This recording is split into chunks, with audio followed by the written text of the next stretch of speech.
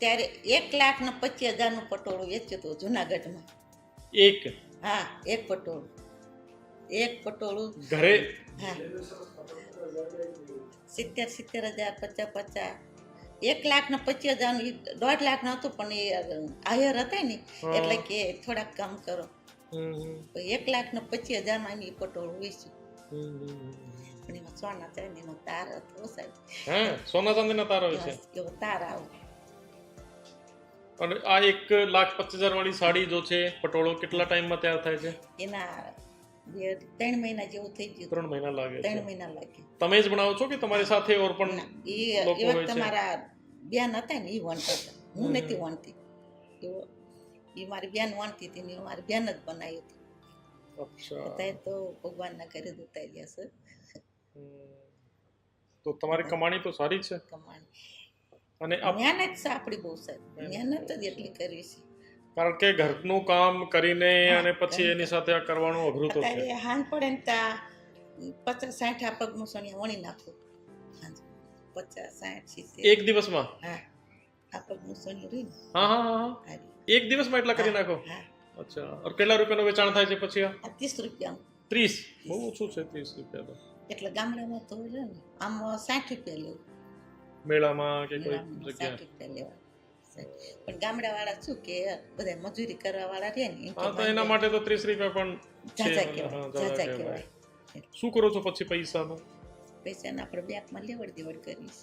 નહીં, પણ બાળકો માટે કે ઘર માટે કે કોઈ હારી બીમારી માટે કે કોઈ સ્કૂલ માટે કે ફીસ માટે? અત્યારે આના માટે કરું છું. એના માટે શું કરો છો? આ સ્કૂલમાં જાય છે? હે, કયા સ્કૂલમાં? શું નામ છે સ્કૂલનું? મોટું કેવું? એ સ્કૂલની રજા થઈ ગઈ એટલા માટે નામ ભૂલી ગઈ. કાજુ ખાવાના છે? ક્યાં?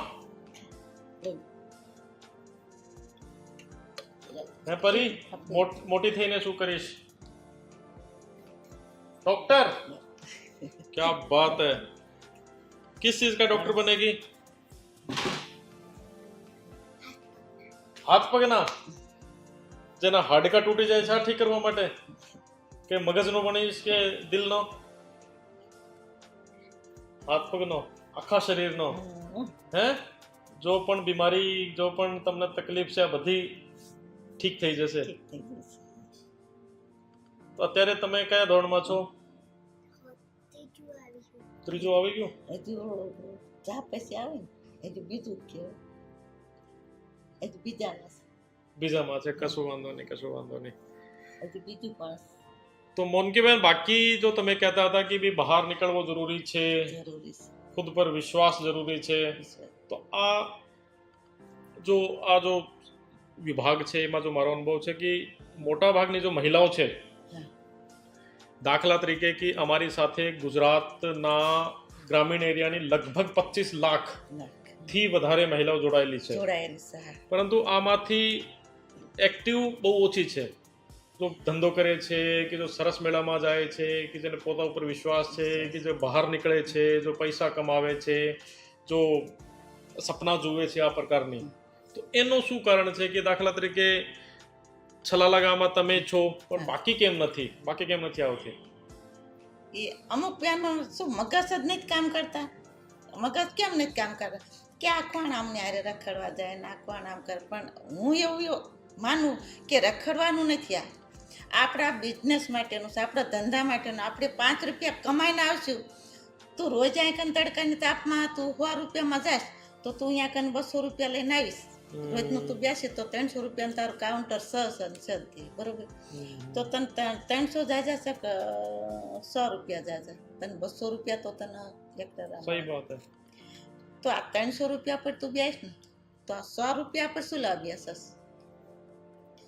તું આખો દિવસ ચાય તાર તને માન 150 રૂપિયા, અત્યારે તું 2 વાગે આવો તો 150 રૂપિયા લઈને આવો, 150 રૂપિયા થાય બરોબર.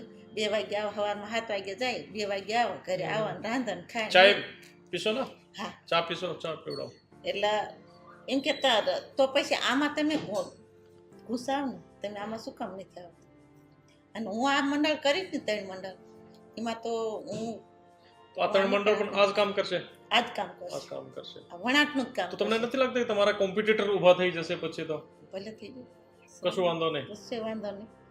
મને ગર્વ થશે, મને ગર્વ થશે. તમારા મગજમાં આ પણ વિચાર આવી શકે ને કે ભાઈ હું કામ કરું છું, અમારો વેચાણ થાય છે, 25,000 ની સાડી, મારું 5 રૂપિયાનું ઓછું થશે ને તો એ મને પોહાશે, મને ગમશે. પણ આ માણસ જે મારામાં ઘુસાશે ને હું કરીશ કે ભાઈ તું હાલ ચાલ, તો મને એ ગમશે. ચમ ગમશે કે હવે મારી જિંદગી તો પૂરી થઈ જઈશ, બરોબર. કાલે સવારે છોકરો કે બેન હશે, એનો છોકરો હોય કે એની બેન હશે તો એમ કહેશે કે મને આ માસીએ કામ શીખવાડ્યું અને હું આમાં જઈ ત્યારે હું એટલે આગળ આવી. તમારું નામ ચાલશે, મતલબ એક આ છે કે ભાઈ આ ચલો મને લાઈન પકડાવીને ગઈ હતી તો પછી એક નામ કમાવાનું છે. પૈસો તો આજ છે ને કાલ નહીં. લક્ષ્મી તો હરતી ફરતી જાય ને આવો ફરીને પાછી હોય આવો અહીંયા સહી વાત. ફરી ચા પીવાની છે એટલે આપણું ના. આગળની તમારી શું છે પ્લાનિંગ? આગળ એટલે કે શું કરશો આમાં, કે બાકી પોલિટિક્સમાં જવાનું છે કે શું છે?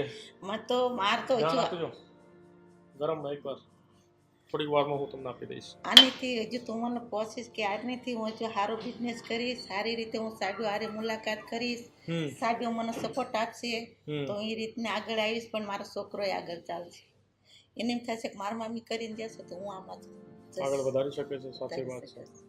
મારી ભાવના એ અને ભગવાન મારી ઈચ્છા પૂરી કરશે. સરપંચ પણ બનવાનું છે? સરપંચ બનવાનું, એકવાર તો બનવું. કેટલી ઉંમર થઈ ગઈ તમારી? મારી 55 વર્ષ. 55 નાનપણનું ગઠપણ કર્યું. 31 વર્ષ થઈ ગયા. આના પપ્પા 7 મહિનાના હતા ને એના પપ્પા જતા રહ્યા. અચ્છા. એટલે નાનપણનું ગઠપણ કર્યું. શરીર સારું બતાવ્યું નથી, ખારું કોઈને બતાવ્યું. કામ બહેનોને સારી રીતે રાખવી કે ભાઈઓ બહેનોને આપણે સારી રીતે બોલાવવાનું, ચલાવવાનું, આપણું એક નામ કમાવાનું છે. કે પાછળથી કોઈક યાદ કર્યા કરે કે ના બેન હતા તો મારે સારું હતું. મેં ઘણા બહેનોનું ગઢિયા માવતરના, વૃદ્ધના ફોર્મ ભરી દીધા, વિધવા બહેનોના ફોર્મ ભરી દીધા.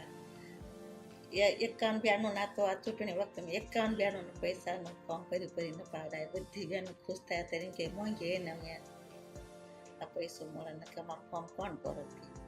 બધા સરપંચો થઈ જતા આ પડી દઈશું, કોઈ ભર્યા નહીં. પણ આપણે એટલું થોડુંક રાખ્યું કે આ બેનના 5 રૂપિયા આવશે તો સરકાર દેવાના, મારે તો કાંઈ દેવાના નથી કે મારે કાંઈ અંદરથી લેવાનું નથી. મારું પોતાનું ભાડું ભરીને જાઉં, એમને ટેમ્પો બાંધીને લઈ જાઉં, એ બહેનોને બધાના ફોર્મ ભરવાનું. હા નથી ભણેલી તો સાહેબ બેઠા હોય ને કે ફોર્મ થઈ જાવ સાહેબ, જે કંઈ હોય લઈ લો, 5-10 રૂપિયા લઈ લો, કરી દે છે. પછી એની પછી પેન્શન કે આ બધી વસ્તુ શરૂ થઈ જાય છે તને મહિનાની. એટલે 51 બહેનોને ફોર્મ ભરીને હતા 4 વર્ષ બધી બહેનો પગે, હું કે પગે નહીં લાગવાનું, ભગવાનને પગે લાગવું. મને કાંઈ આશીર્વાદ આપો, આશીર્વાદ માથે હાથ મૂકીને મૂકશે ને તો મને એ આશીર્વાદ પગશે. પૈસાની પ્રોબ્લેમ એની પાસે 1000 લેવું, 500 લેવું તો એ પૈસા તો કેટલું કાઢવાનું? પૈસા લઈને કામ નહીં કરવાનું. કોઈ બી વસ્તુ વધારે મારે જાતે જ આ મટીરિયલ લાવવાનું, જાતે બહેનોને કેવું કે એક બેનું ગાંઠું બાંધવા દે, 2 બેનું ગાંઠું બાંધવા દે, વણીને મૂકો ને એટલે એને ગાંઠું બાંધવાનું. 2 બેનું સખત આજ કામ કરવાનું, કાંઠો કરવાનું. પછી 2 બેનું છે ને આ લીરા ફાડે, સાડીને ફાડીને આવડા દડા કરવાના. એ દડેથી આ સાડી મારે આ સતરંગી વણવાની. તમે બધી વસ્તુ મહિલાઓ માટે બનાવો છો? પુરુષ માટે પણ? પુરુષ માટે શું બનાવો છો? રૂમાલ છે. ઝબ્બા ઝુબ્બા નથી આવતા? પટોલાના ઝબ્બા આવે છે? પરી માટે પણ ડ્રેસ બનાવી છે પટોલાની? નહીં, નથી બનાવ્યો. વિચાર છે કે દાતા એ ડ્રેસ ફરાવી જવો કુર્તો. એકલા 2 લાવી હતી દિલ્હી જઈને ત્યારે 2 લઈ જઈ નહીં, 1 બેન મંગાયા હતા. અચ્છા. કાર્ડ આપ્યા, કાર્ડ ઇંગ્લિશમાં કઢાયા અને ગુજરાતી કાર્ડ કરાયા. તો તમે ઓનલાઈન શેના ઉપર વેચાણ કરો છો? અમારા છોકરો કરાવે, પેટીએમ છે, પછી આપણો મોબાઈલ. ઓર્ડર ક્યાંથી આવે છે? વોટ્સએપ ઉપર આવે છે? વોટ્સએપ ઉપર તમે વાપરો છો? વોટ્સએપ હું વાપરું પણ મને હજી બહુ ફાવે ને, બહુ નહીં ફાવે પણ વાપરો છો? હા. તમારી પાસે મોબાઈલ છે, સ્માર્ટફોન, વોટ્સએપ વાળું ચલાવી શકો છો? તો તમે વાંચો કેવી રીતે છો? વાંચી નહીં આપતી, જોઈ આપું છું. પછી વાંચી છોકરાને કેવું કે આ શું આવ્યું સર, નાનો છોકરાનો છોકરો હોય ને એને કેવું કે બેટા આ શું આવ્યું, મેસેજ આવે ને તરત હું ખોલી નાખું, જોઈ લઉં.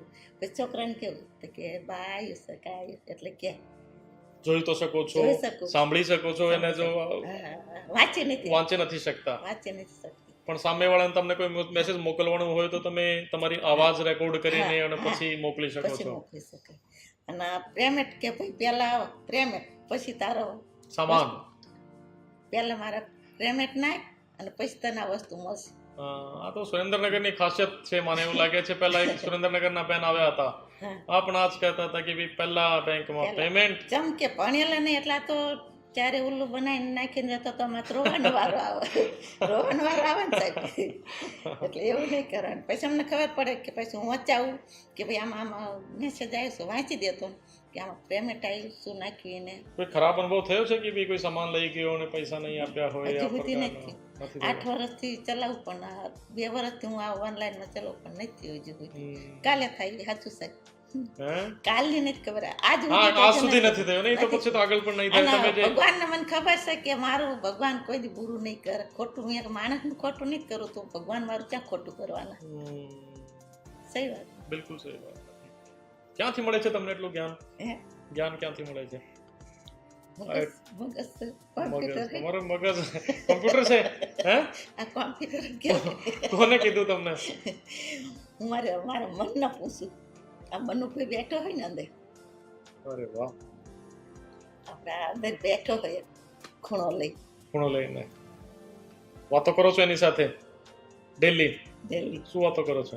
વાતો મારા ગુરુની વાતો કરવાની. અચ્છા. 4 વાગે બેહવાનું વહેલું સવારે, અને પછી